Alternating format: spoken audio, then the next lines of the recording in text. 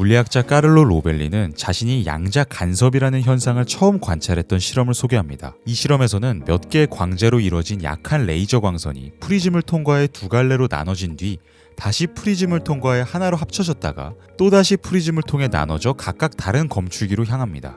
이 별것 아니어 보이는 장치에서 아주 놀라운 일이 발생합니다. 만약 빛이 이동하는 두 경로를 모두 열어두면 모든 광자가 하나의 검출기에만 도달합니다. 즉 다른 검출기에는 광자가 하나도 도달하지 않는다는 거죠.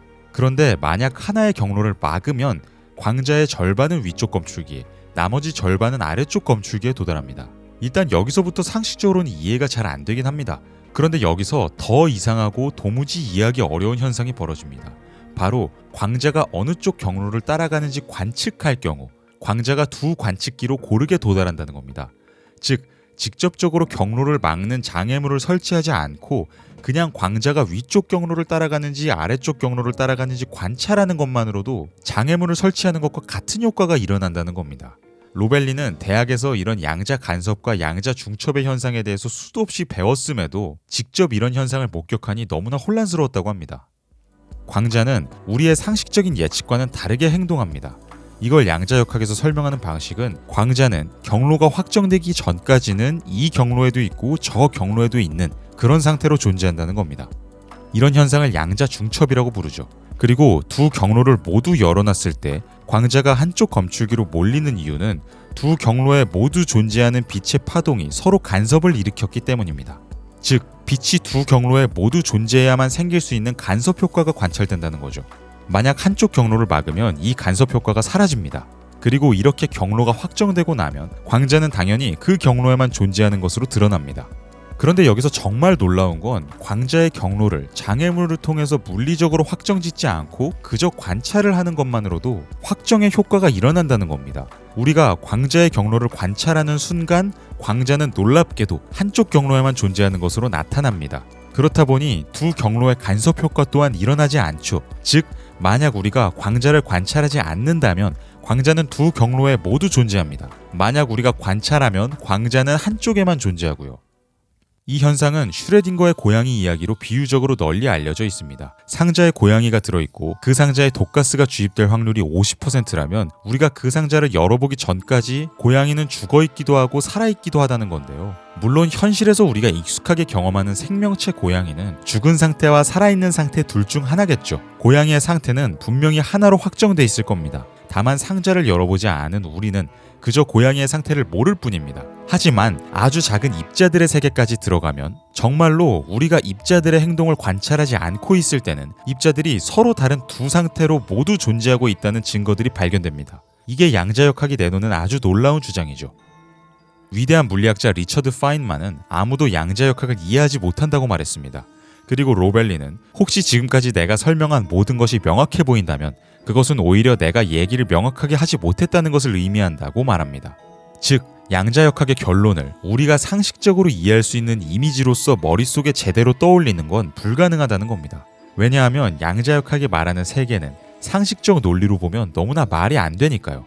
그래서 사람들은 양자역학의 이런 비상식적인 결론을 최대한 말이 되게 만들기 위해서 각종 해석을 내놓습니다. 대표적으로 다중세계 이론이 있습니다. 이 이론에서는 실제로 우리가 관찰을 할 때마다 세계가 갈라져서 새로운 실제적인 세계들이 생겨난다고 봅니다. 비유를 들자면 슈레딩거의 고양이 상자를 열었을 때 고양이가 살아있다고 한다면 그건 우리의 세계가 그렇게 진행된 것이고 그 관찰의 순간 고양이가 죽어있는 세계가 갈라져 나와서 또 다른 흐름으로 이어진다는 거죠. 이렇게 따지면 각 사람들이 이렇게 다양한 사물을 관찰하고 경험하는 매 순간 각각 새로운 우주가 갈라져 나가겠죠. 그래서 실제 세계는 셀 수 없이 많은 무한한 다중우주로 이루어져 있을 겁니다. 지금 내가 경험하는 이 우주는 그중 하나일 뿐이고요. 양자역학을 해석하는 또 다른 견해로 큐비즘이라는 이론이 있습니다. 이 이론에서는 양자역학이 그저 인간의 정보에 불과하지 실제 세계의 구조를 나타내는 건 아니라고 봅니다. 양자역학은 세계의 실제 모습을 기술하는 게 아니라 그저 세계가 우리에게 어떻게 나타나는지 그 정보를 담고 있을 뿐이라는 거죠. 이런 생각에 따르면 양자역학의 관찰이 훨씬 덜 이상해 보입니다. 왜냐하면 양자 중첩은 우리에게 그렇게 보이는 현상일 뿐이지 실제 세계의 모습을 담고 있는 건 아니니까요. 미술에서 큐비즘은 서로 다른 여러 관점에서 포착된 사물에 상충하는 이미지를 중첩시켜서 제시합니다. 그래서 상식적인 관점에서는 모순적이어 보이는 이미지를 만들어내죠. 그렇다고 해서 큐비즘 화가들이 대상이 실제로 그렇게 생겼다고 주장하는 건 아닙니다. 마찬가지로 양자역학은 우리에게 서로 중첩된 채로 보이는 상충하는 현상을 제시합니다. 하지만 그렇다고 세계가 정말로 그렇게 이루어져 있다고 주장하는 건 아니라는 거죠. 하지만 로벨리는 이런 다중우주론이나 큐비즘 같은 해석에 모두 반대합니다. 그는 그보다 양자역학의 관계론적 해석이라고 불리는 것을 지지합니다. 지금부터 이걸 전달드리려고 하는데요. 자, 한번 세계의 각 대상이 어떻게 존재하고 있는지를 생각해보죠. 무언가 존재한다는 건 언제나 다른 대상과의 관계 속에서 존재하고 있다는 걸 뜻합니다. 예를 들어서 의자가 하나 있을 때 갈색일 수도 있고 회색일 수도 있고 50cm일 수도 있고 1m일 수도 있겠죠. 의자는 항상 어떤 속성을 가진 채로 존재합니다. 아무런 속성이 없이 그냥 의자 그 자체로서 존재하고 있는 그런 의자는 없습니다. 실제로 세상에 존재하는 의자는 언제나 속성이 있죠. 그런데 속성은 항상 다른 대상과의 관계 속에서 주어져 있습니다. 의자가 어떤 색깔을 갖는다는 건 의자 표면에서 반사된 빛의 진동수가 우리 눈의 망막의 특정 수용체와 만나야만 일어날 수 있는 현상입니다. 그래서 인간의 시각체계와 다른 시각체계를 가진 많은 동물은 의자를 다른 색깔로 보죠. 하지만 크기나 길이 같은 속성은 이런 관찰자의 입장과 상관없이 절대적인 게 아닐까요? 강아지가 경험하든 인간이 경험하든 50cm 높이의 의자는 똑같이 50cm 아닌가요? 하지만 사정은 이렇게 명확하지 않습니다. 의자라는 사물은 우리가 앉으려는 목적을 위해 만든 사물입니다. 그래서 인간에게는 그 형태와 경계가 너무나 명확하게 인식되죠. 다리의 밑바닥부터 등받이의 끝부분까지가 의자의 높이입니다. 그 경계 밑으로 넘어가면 거기서부터는 땅바닥이고 그 경계 위로 올라가면 거기서부터는 허공이죠.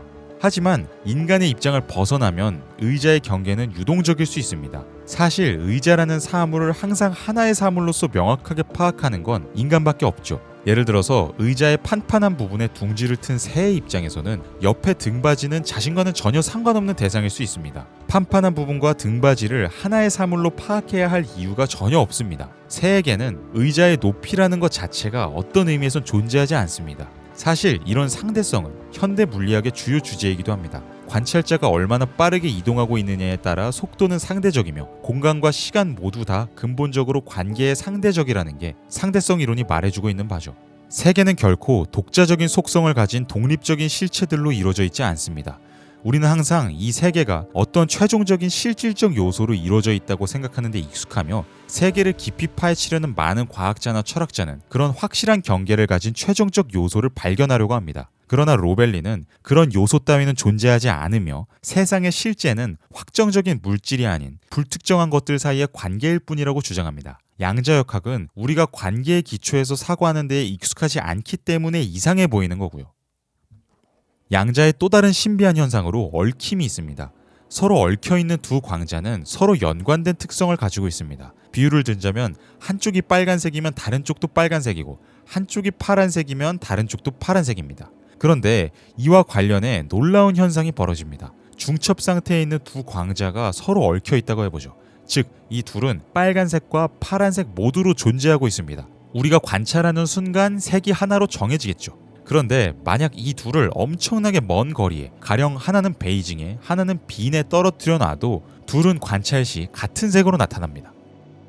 어떻게 이런 일이 가능한 걸까요? 완전히 동시에 관찰이 이루어지기 때문에 약간의 오차를 고려하더라도 그렇게 빠른 시간 내에 한쪽의 정보가 다른 쪽으로 전달되는 건 물리적으로 불가능합니다. 즉, 한 광자가 다른 광자의 정보를 받고 그것에 따라 색깔을 결정할 수는 없다는 겁니다.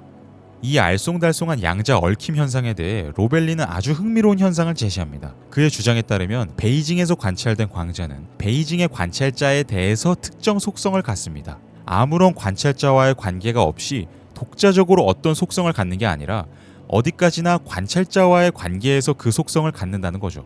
마찬가지로 빈에서 관찰된 광자는 빈의 관찰자에 대해서 그 속성을 갖습니다. 그리고 나중에 두 관찰자들이 서로의 관찰 결과를 통신을 통해 나눌 때 그때 비로소 반대편에 있는 광자의 속성은 이쪽 편에서 현실이 됩니다. 베이징의 관찰 결과가 빈에 도착하기 전까지 빈의 관찰자에게 베이징의 광자의 상태는 여전히 결정되지 않은 채로 남아 있습니다. 즉, 베이징의 광자와 빈의 광자가 서로 동시에 특정한 속성을 가진 것으로 결정되는 일은 현실 세계에서는 결코 일어나지 않습니다. 우리가 속성은 항상 어떤 대상과 관계해서만 존재할 수 있다는 견해를 철저하게 받아들인다면 말이죠.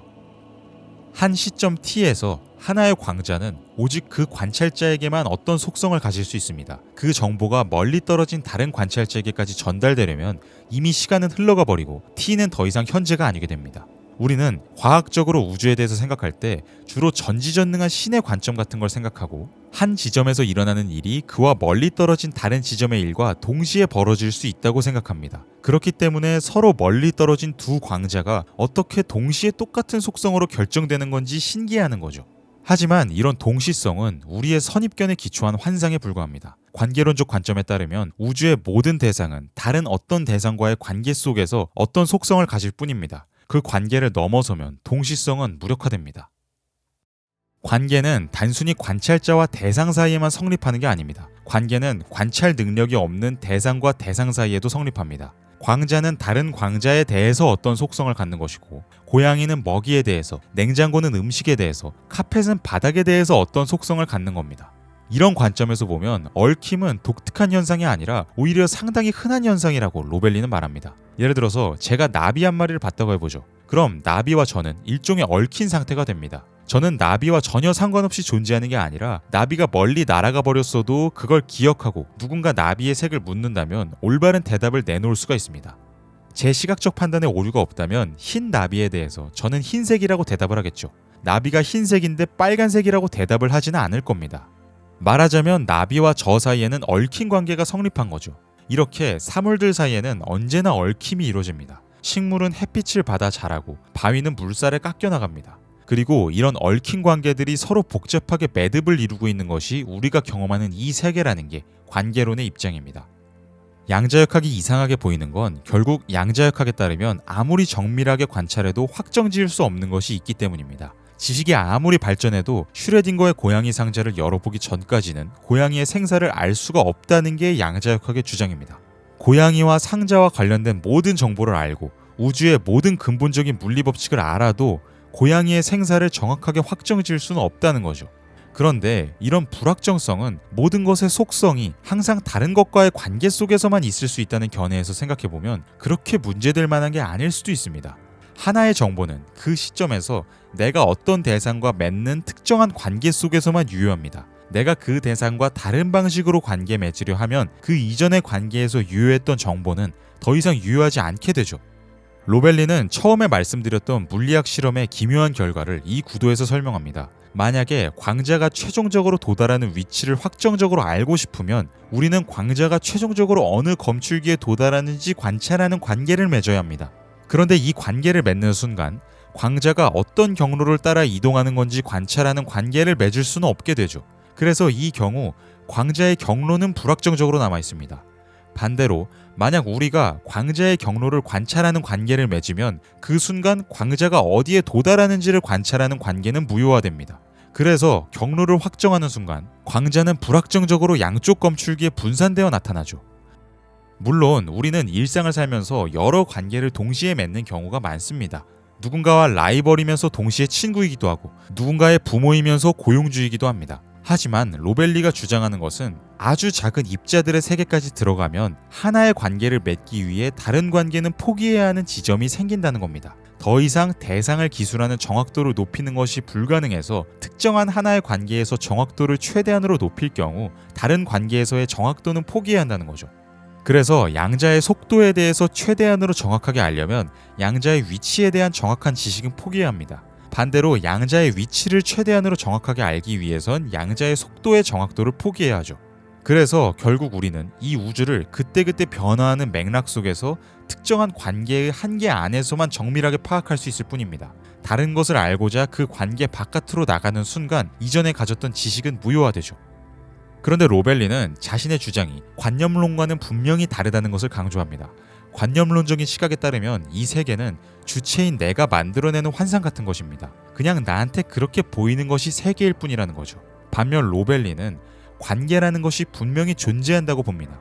즉 이 세상에 정말로 존재하는 것은 우리가 흔히 존재한다고 믿는 실체적인 대상들도 아니고 내가 굳건하게 믿는 나라는 주체도 아니며 오직 불확정적이고 경계가 불분명한 대상들 사이에 이루어지는 관계라는 겁니다. 이 우주는 우리가 보통 실제적인 대상들이라고 믿는 물질들로 가득 차 있는 공간이 아니라 관계들이 뒤얽혀 있는 장이라는 거죠. 이 양자역학의 관계론적 해석에 따르면 무엇이 존재하는지, 존재한다는 게 과연 무엇인지에 대한 우리의 생각을 아예 근본적으로 바꿔야 합니다.